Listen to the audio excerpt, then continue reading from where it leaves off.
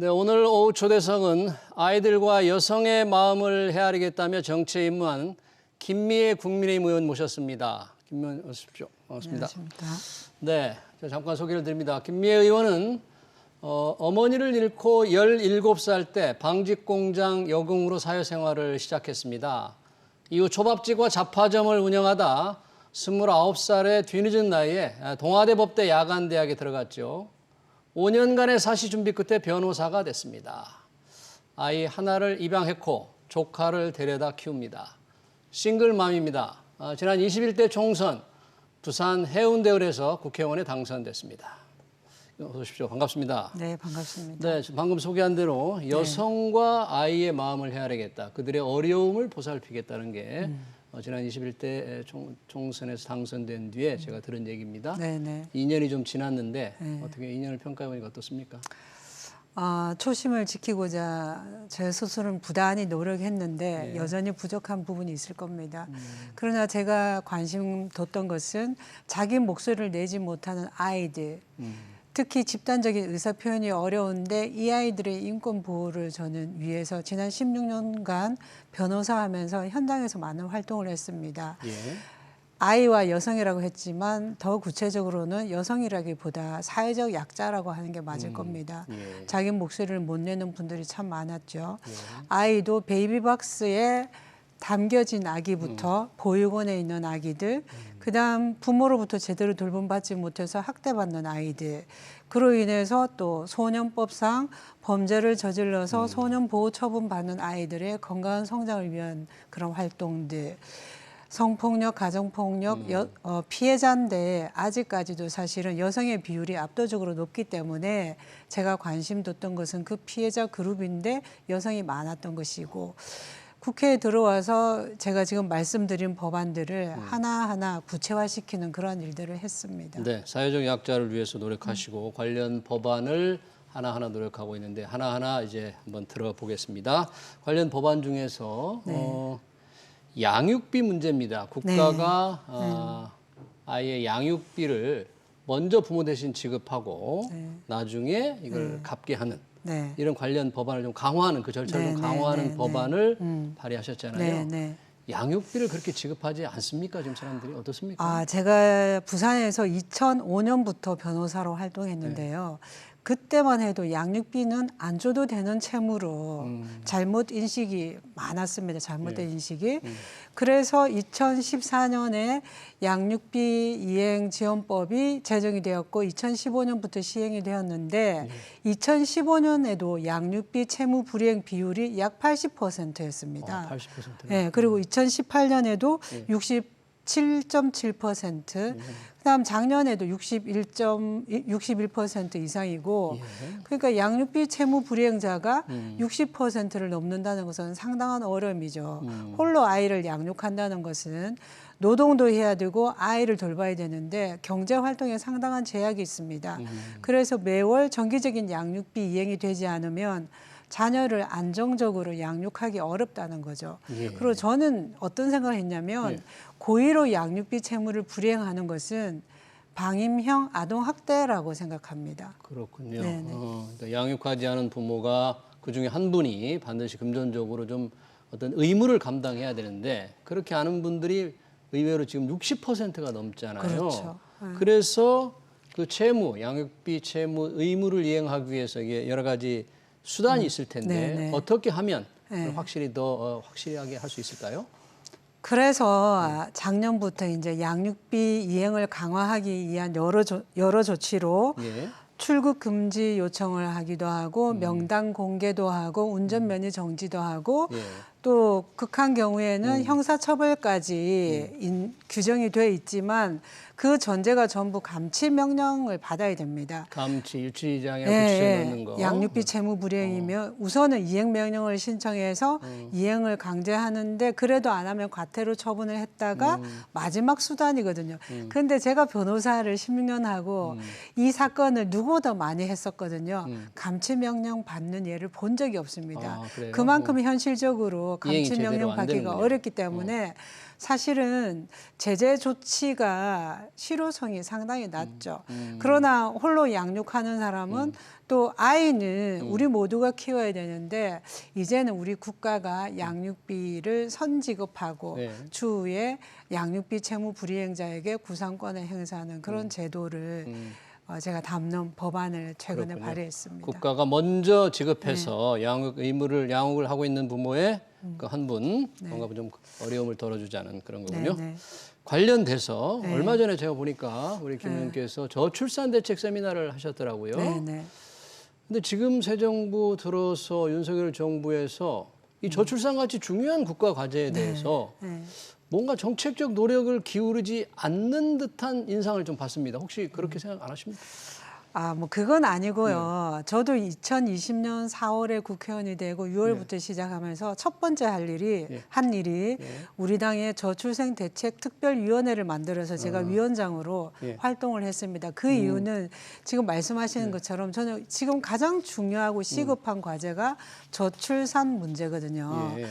그런데 사실은 쉽지 않습니다, 이것이. 그렇죠. 단기적인 해결책이 없죠. 왜냐하면 2005년에 대통령 직속으로 저출산 고령사회위원회를 만들어서 지금 17년 계속 활동을 했습니다. 2017년부터는 독립된 사무처까지 신설했지만 출산율은 더 떨어지거든요. 작년에는 0.8대였다가 올 2분기에는 0.75까지로 떨어졌고 한 해 출생아 수가 26만 명대밖에 안 됩니다.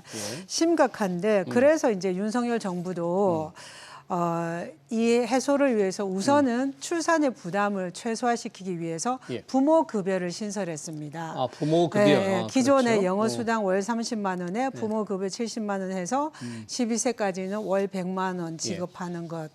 그다음에 또 아동을 저도 이제 워킹 싱글맘으로 아이 키울 때 힘들었는데 가장 힘든 게 야간에 갑자기 일이 생길 때거든요.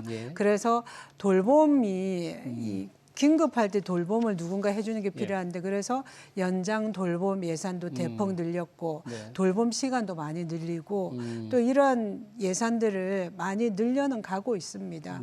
그러나 저는 장기적으로는 이것만으로는 부족하다는 생각은 합니다. 그러니까요. 국가적인 역량을 총동원해도 쉽지 않은 과제인데 우리 김 의원께서 조금 더 노력을 했으면 좋겠고요. 최근에 참 안타까운 일, 신당역 영무원 피살 사건. 자, 이 스토킹 처벌에 관한 겁니다. 이 스토킹 처벌법에 대해 좀 조치를 강화해야 된다는 목소리가 많은데 김 의원께서 보시기에 어떻게 해야 될까요? 이런. 참으로 안타깝고 정치인의 한 사람으로서 죄송하다는 말씀을 드립니다. 저는 이거 국가가 법을 만들어뒀지만 이 법 체계가 제대로 작동되지 않았다, 현장에서는. 그래서 피해자에게 우리 법이 국가가 신뢰를 주지 못한 결과가 아닌가 저는 그렇게 생각합니다. 제가 신당역에도 가봤고 장례식장도 가봤는데 참으로 비통했고 어느 부분마다 전부 안타까움이 남았습니다.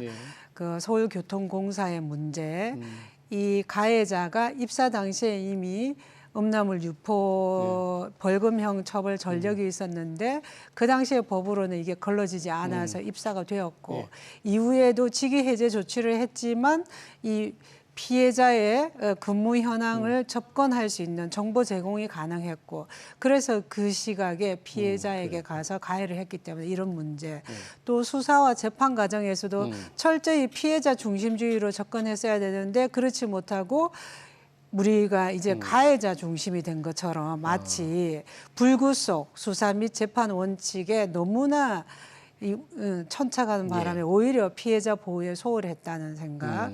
또 1차 고소하고 구속영장을 신청해서 기각됐는데 기각 사유도 납득하기 어려운데 그다음에 올해 1월에 2차 고소를 했는데 그러면 그때라도 또 추가 영장 재청구를 했어야 되는데 하지 않았고 또 8월에 결심 공판 때 징역 9년을 구형을 했는데 선고를 이제 9월 15일이면 한 달 정도의 시간이 있으면 징역 9년이면 이 가해자 입장에서는 끔찍했을 겁니다. 그러면 보복 우려가 높다는 건 충분히 예상할 수 있고 현행 법으로도 긴급 잠정 조치 이를테면 유치장이나 구치소에 구금할 수 있습니다.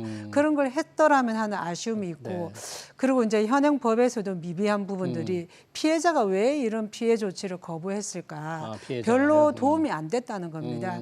그래서 피해자에게 뭔가를 하기보다 가해자를 억압하고 피해자에게 접근을 못하게 하고 가해자가 접근하면은 그걸 막는 장치, 위치 추적 장치를 부착한다든지 하고 또 반의사 불벌죄를 폐지하는 것들. 예. 지금 뭐 법무부도 그런 조치를 하겠다고 했는데 그렇죠.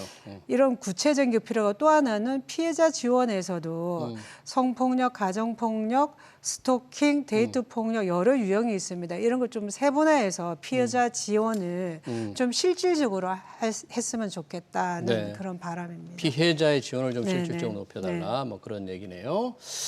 자, 들어오시기 전에 방금 의총을 한 걸로 국민의힘 알고 네, 있습니다. 네. 주호영 신임 원내대표 체제에서 네. 지금 원내 대변인이 되셨죠. 네. 이 싱글 워킹맘 부산 해운대 부산 주말마다 왔다 갔다 해야 되는데 어떻게 원내대변인 제대로 할 수 있을까요? 그래서 제가 사실은 최근에 뭐 비대위원을 할 계기도 있었고 했지만 또 지역구 국회의원이잖아요.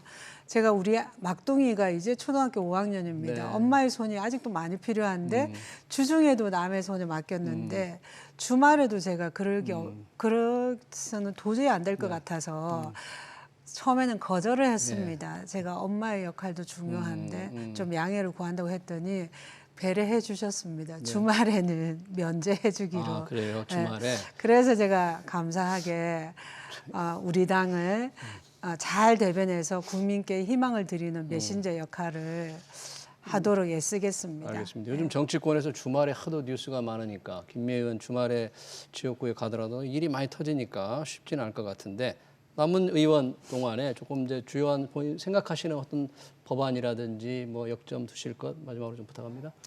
제가 전반기에도 보건복지위원회 일을 했었고 후반기에도 여전합니다. 전반기에는 아동, 특히나 제가 정말 아무도 들어주지 않는 그 아이들을 대변하는 그 일들을 해왔는데 아동학대를 예방하고 베이비박스 아기의 가정 보호율을 높이는 일, 국내 입양 활성화를 위한 일, 그다음에 그래서 이제 비밀 출산을 할 수 있는 보호출산법 제정안을 발의했고 보호출산법 또 국내 제정안. 입양 활성화를 위해서 입양특례법 전부 개정안도 발의했는데 예. 후반기에도 이것이 제대로 저는 통과되기를 바라고 또 제가 관심 두는 게 이제 노인 돌봄입니다. 우리는 그야말로 초고령화 사회에 진입했는데 제대로 노인이 기존에는 경로당 숫자를 늘려서 어르신들을 쉼터에 머물게 하는 이 정도로는 안 되고 어르신들이 정신적, 육체적 건강을 도모할 수 있도록 노인도 건강문화센터를 만들어서 거기에서 다양한 활동을 통해서 사회적 비용도 오히려 건강을 도모하면서 줄이는 그런 일들을 제가 할 계획이고 또 당에서도 여전히 약자의 동행 위원장 역할을 맡고 있기 때문에 사회적 약자들 현장에 찾아다니고 그들을 위한 구체적인 활동을 할 것이고 또 최근에 일어나는 복지 사각지대를 저는 누구보다 많이 현장을 다닌 그런 변호사 출신의 국회의원이기 때문에 그러한 것을 제대로 실질적으로 그분들의 삶의 질을 높이는 방향으로 입법과 정책 활동을 계속 이어나가고 싶습니다. 잘 알겠습니다. 귀한 시간 감사합니다. 네. 지금까지 김미애 국민의힘 부산 해운대 을 의원이었습니다. 고맙습니다. 네, 감사합니다. 네.